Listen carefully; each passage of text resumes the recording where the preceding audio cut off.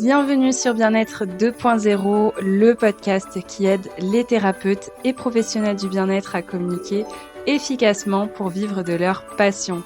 Pour terminer l'année en beauté et faire le plein d'inspiration, de motivation et de conseils sur ta communication, je suis ravie de te proposer ce calendrier de l'Avent, un épisode par jour du 1er au 24 décembre pour attendre Noël, oui, mais en avançant sur ton objectif de vivre de ton activité bien-être. Je suis Alexandra, experte en communication digitale, journaliste et ancienne social media manager, et je vais t'accompagner pas à pas vers une communication efficace qui te connecte à tes clientes de cœur. Alors installe-toi confortablement dans ton meilleur plaid, attrape ta boisson chaude préférée et on se lance dans l'épisode du jour. Hello et bienvenue dans ce jour numéro 6 du calendrier de l'Avent Bien-être 2.0. Et avant de rentrer dans le vif du sujet de l'épisode du jour, j'ai une annonce à te faire. Ça y est, ma nouvelle masterclass 100% inédite est en ligne. Cette masterclass s'appelle Comment avoir plus de clients dès 2024 si tu es thérapeute ou professionnel du bien-être.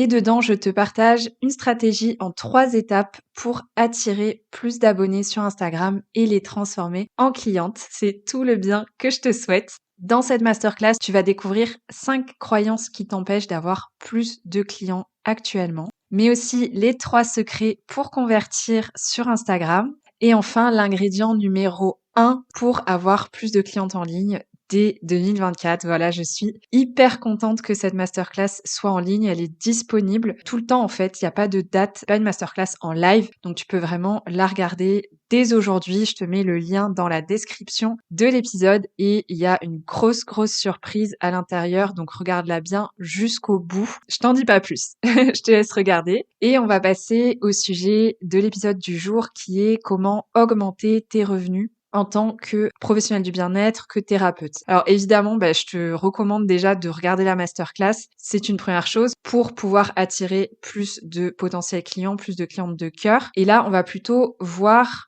comment augmenter ton chiffre d'affaires en diversifiant tes offres. Parce que souvent, en tant que thérapeute, tu proposes des prestations assez classiques, des séances à l'heure, et c'est OK parce que souvent, ça correspond tout à fait à ton métier, à tes compétences, à ta méthode. Mais il y a aussi d'autres manières d'augmenter ton chiffre d'affaires sans proposer uniquement des séances individuelles à l'unité. Donc la première chose que je vais te partager, c'est de ne pas hésiter à faire des programmes sur plusieurs séances en fonction de la problématique que tu vas aider à résoudre.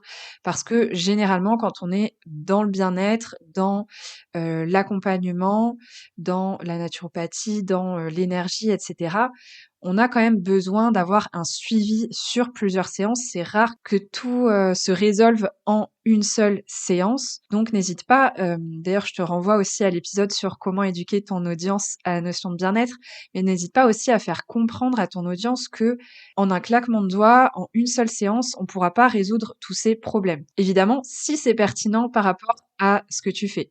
Si actuellement ce que tu fais en une séance, tu peux résoudre la problématique de tes clients, c'est super aussi. Donc ça dépend vraiment en fonction de ce qui est pertinent par rapport à ton activité ou pas. Donc tu peux proposer des accompagnements par exemple sur 4 séances, sur 8 séances. Et en fait ça va permettre de créer un engagement et d'augmenter aussi ton chiffre d'affaires parce que la personne du coup va payer plus cher forcément vu qu'il y a plusieurs séances. C'est comme un forfait, donc tu peux aussi proposer un forfait où le prix de la séance devient dégressif. Ça, c'est aussi intéressant et ça pousse à l'achat plus facilement. Ce que tu peux faire aussi, si actuellement tu manques de temps, si ton temps en fait, ton chiffre d'affaires est directement corrélé à ton temps, c'est de proposer par exemple des produits digitaux comme des programmes en ligne, des ateliers en ligne que tu enregistres une fois et qu'ensuite tu vas proposer à la vente en ce qu'on appelle en evergreen, c'est-à-dire que la personne peut acheter l'atelier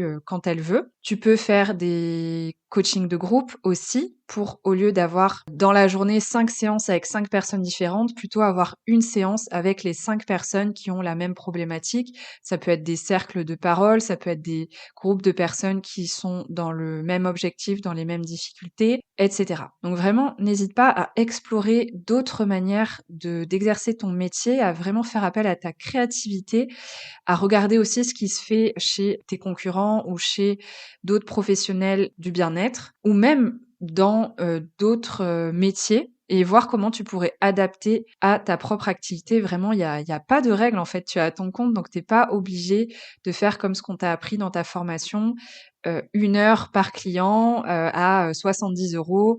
Voilà, c'est vraiment sky is the limit. Donc tu peux faire vraiment ce que tu veux. Tu peux aussi proposer des e-books, notamment des e-books de recettes par exemple, avec des problématiques très ciblées. Ça, c'est super intéressant. Ça, c'est vraiment une manière aussi d'augmenter tes revenus. Et puis, si tu as une grosse communauté sur les réseaux, tu peux aussi essayer de nouer des partenariats, peut-être avec des marques que tu utilises au quotidien, par exemple des marques d'huiles essentielles, de compléments alimentaires, d'infusions, etc.